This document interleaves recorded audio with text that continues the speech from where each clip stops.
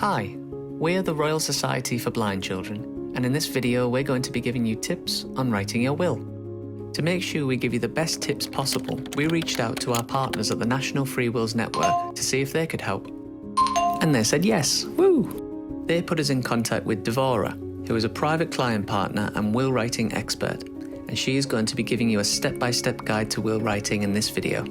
With all of the legal terms and steps you have to take, sometimes will writing can feel overwhelming, and with options to write your will online, in a solicitor's office, and even over the telephone, you might be wondering where to start. Well, hopefully this video can give you some helpful pointers. So, let's get started. What constitutes a will in the UK? So in the UK, there's no particular format that a will has to follow, but it does need to be in writing and signed in the presence of two people over 18 who witness your signature and then sign themselves.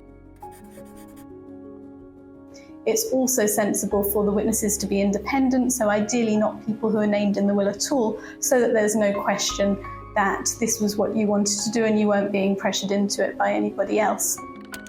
What are the key steps in making a will from scratch? Well, the first thing to do is to itemize and value your estate. That will give you an idea of what it is that you're actually distributing, and then you can think about who you want to receive the various items or percentages of the estate. If you have young children, you would want to think about who you would want to look after them if anything happened to you before they got to 18, and who you would want to appoint as executors to deal with the practicalities and make sure that the money goes to the people that you want to benefit. You might also want to put funeral wishes in place, so if you want to be buried or cremated, or more complicated funeral wishes than that, those can also go in a will.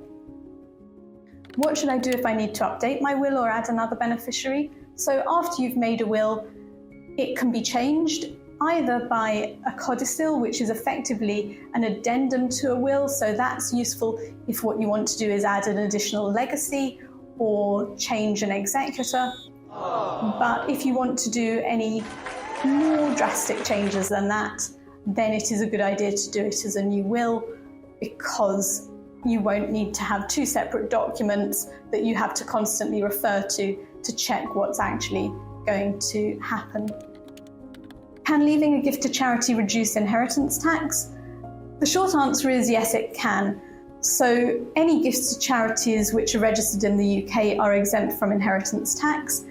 And if your estate is taxable and you're leaving at least 10% to UK registered charities, then there would be a reduction in the rate of inheritance tax on the rest of your estate from 40% to 36%. So it's definitely worth considering a gift to charity. Where can you keep your will safe once you've made it? So it might be that you've got somewhere safe to store it at home, a safe or somewhere that you always store important paperwork. And that's fine, but it's always sensible to tell your executors where the will is and that you've made one in the first place so that they know where to look for it. Alternatively, if you make a will through solicitors, they will very often offer to store the will, and often without cost to you as well. It is also possible to store the will at the probate registry, so it can be retrieved from there in the future. What is intestacy? So intestacy is a set of rules that set out what would happen to your estate in the event that you don't make a will. So in that situation, the only people who can ever benefit are spouses, blood relatives, or adopted relatives, and worst case scenario, the Crown. So if you are cohabiting with someone and you want them to inherit, then you would definitely need to make a will to do that. Similarly, if you wanted to benefit stepchildren or to leave anything to charities, that can only be done in a will. So who inherits if someone dies without a will? Well, that depends on your own circumstances. So if you are married and don't have children, the whole of your estate would go to your spouse. If you are married with children, then it would likely be shared between a spouse and children, but does depend on the values of the assets. If you are not married and have parents alive, no children, then it would all go to parents, and if the parents had died, then to siblings. So it is only in the rarest of circumstances where people don't have close enough relatives that any money would go to the Crown, but that doesn't mean that your assets will go in the way that you want them to. How much should I expect to spend on making my will? Most solicitors and other professionals who prepare wills will generally charge a fixed fee for making a will for you. It might be something that they can't confirm on an initial inquiry because they need some idea of what it is that you own, what you want to do in your will, so that they know how complex the will is going to be. But once they've established that, they should be able to give you a fixed fee. If the will is straightforward, it's unlikely to be more than a few £100s.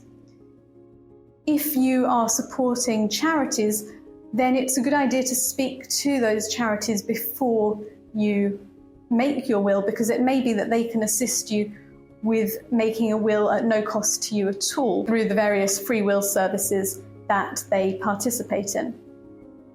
I hope this video has been helpful and informative, but if you need any more information, there's a lot available on the gov.uk website, and also many charity websites will have sections on legacy giving, and they can take you through what it is that you need to do to make a will. Thank you for watching this video. If you would like to write your will, our free will service is available to use right now. Now that we have partnered with the National Free Wills Network, you'll be able to write your will with a solicitor local to you. All you have to do is tell us who you are, where you live in the UK, so that the network can generate a list of solicitors local to you, and then you are free to contact a solicitor of your choice from the list provided. It really is that simple. Now, you do not have to leave a gift to RSBC to use this service. However, a third of our support every year is only possible thanks to the generosity of those who leave a gift in their will to RSBC.